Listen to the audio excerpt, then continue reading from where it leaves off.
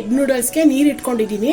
Noodles ಬೇಯಿಸ್ಕೋಬೇಕು. First 1.5 litre ನೀರು ಇಟ್ಕೊಂಡಿದ್ದೀನಿ. ಇದಕ್ಕೆ 1 ಟೀ ಸ್ಪೂನು ಆಯಿಲ್ ಹಾಕೋಬೇಕು. 1 ಟೀ ಸ್ಪೂನು ಸಾಲ್ಟ್ ಹಾಕೊತಾ ಇದ್ದೀನಿ. 1.25 ಟೀ ಸ್ಪೂನ್ ಅಷ್ಟು. ಈ ಥರ ಅಕ್ಕ ನೂಡಲ್ಸ್ ತೊಗೊಂಡಿದ್ದೀನಿ. 2 ತೊಗೊತೀನಿ ಈ ಥರದ್ದು. ನೀರು ಬಾಯ್ಲ್ ಆಗ್ತಾ ಇದೆ. ಇದು ನೂಡಲ್ಸ್ ಹಾಕೊಂಡ್ಬಿಡ್ಬೇಕು. 8ರಿಂದ 10 ನಿಮಿಷವರೆಗೂ ಬೇಯಿಸ್ಕೋಬೇಕು ಇದನ್ನ. ನೋಡಿ, ಇದು ಒಂದು 10 ನಿಮಿಷ ಆಗಿದೆ. 8ರಿಂದ 10 ನಿಮಿಷ ಆಗಿದೆ. ಸಾಫ್ಟ್ ಆಗಿದೆ. ಇದು ತುಂಬ ಬೇಯಿಸೋಕೆ ಹೋದರೆ ಪುಡಿ ಆಗೋಗುತ್ತೆ. ನೋಡಿ, ಇದು 4 ಎಗ್ ತೊಗೊಂಡಿದ್ದೀನಿ. ಇದನ್ನ ಚೆನ್ನಾಗಿ ಬೀಟ್ ಮಾಡ್ಕೊತೀನಿ. ಒಂದು ಪ್ಯಾನ್ ಇಟ್ಕೊಂಡಿದ್ದೀನಿ. ಇದು ಬೀಟ್ ಮಾಡ್ಕೊಂಡಿದ್ವ ಎಗ್ಗು ಒಂದೊಂದೇ ದೋಸೆ ಹಾಕ್ಕೊತಾ ಇದ್ದೀನಿ.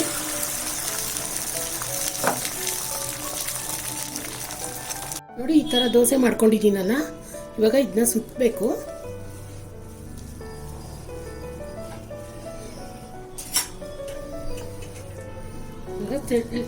ನೂಡಲ್ಸ್ ತರ ಕಟ್ ಮಾಡ್ಕೊಂಡು ಹೋಗ್ಬೇಕು.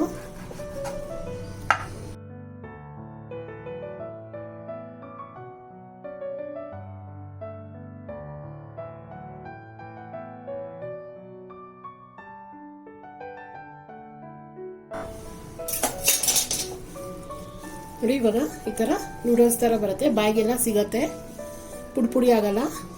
ಇವಾಗ ಬಾಂಡಿಗೆ ಎಣ್ಣೆ ಹಾಕೋಬೇಕು. 1/4 ಕಪ್ ಅಷ್ಟು ಎಣ್ಣೆ ಹಾಕೊತಾ ಇದ್ದೀನಿ. ಬೆಳ್ಳುಳ್ಳಿ ಚಾಪ್ ಮಾಡ್ಕೊಂಡಿರೋದು,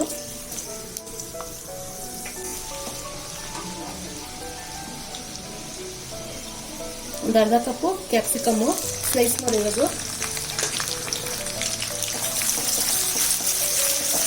ಸ್ವಲ್ಪ 1 ನಿಮಿಷ ಬಾಡಿಸ್ಕೋಬೇಕು. ಇದನ್ನ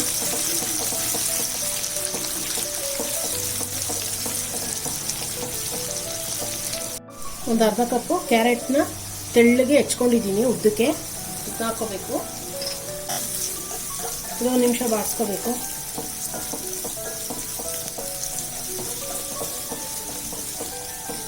ಒಂದು ಅರ್ಧ ಕಪ್ಪು ಉದ್ದಕ್ಕೆ ಹೆಚ್ಕೊಂಡಿರೋದು ಕ್ಯಾಬೇಜು, ಎಲೆಕೋಸು, ಉದ್ದಕ್ಕೆ ಕಟ್ ಮಾಡ್ಕೊಂಡಿರೋದು ಈರುಳ್ಳಿ ಹೂವು, ಸ್ಪ್ರಿಂಗ್ ಆನಿಯನು, ಅದೆಲ್ಲ 1 ನಿಮಿಷ ಬಾಡಿಸ್ಕೋಬೇಕು.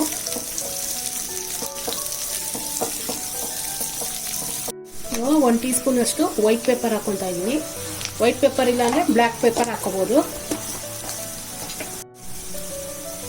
ಒಂದು 1/2 ಟೀ ಸ್ಪೂನ್ ಅಷ್ಟು ಸಾಲ್ಟ್ ಹಾಕೋಬೇಕು.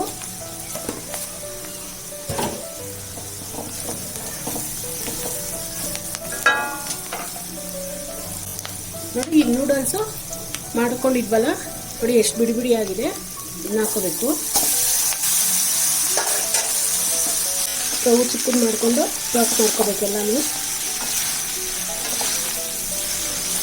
ಇದಕ್ಕೆ ಸ್ವಲ್ಪ 1 ಟೀ ಸ್ಪೂನು 1.5 ಟೀ ಸ್ಪೂನ್ ಅಷ್ಟು ಸೋಯಾ ಸಾಸ್ ಹಾಕೋಬೇಕು. ಇದು ಎಗ್ನ ಚಾಪ್ ಮಾಡ್ಕೊಂಡಿದ್ವಲ್ಲ ಉದ್ದಕ್ಕೆ, ಇದನ್ನ ಹಾಕೋಬೇಕು. ಇದೆಲ್ಲ ಮಿಕ್ಸ್ ಮಾಡ್ಕೋಬೇಕು.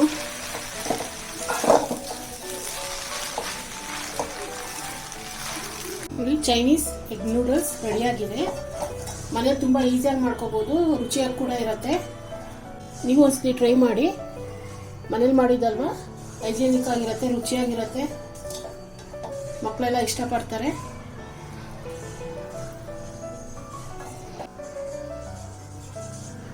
ಲೈಕ್ ಮಾಡಿ, ಶೇರ್ ಮಾಡಿ, ಸಬ್ಸ್ಕ್ರೈಬ್ ಮಾಡಿ. ಏನಾದ್ರು ಡೌಟ್ ಇದ್ರೆ ಕಮೆಂಟ್ ಮಾಡಿ.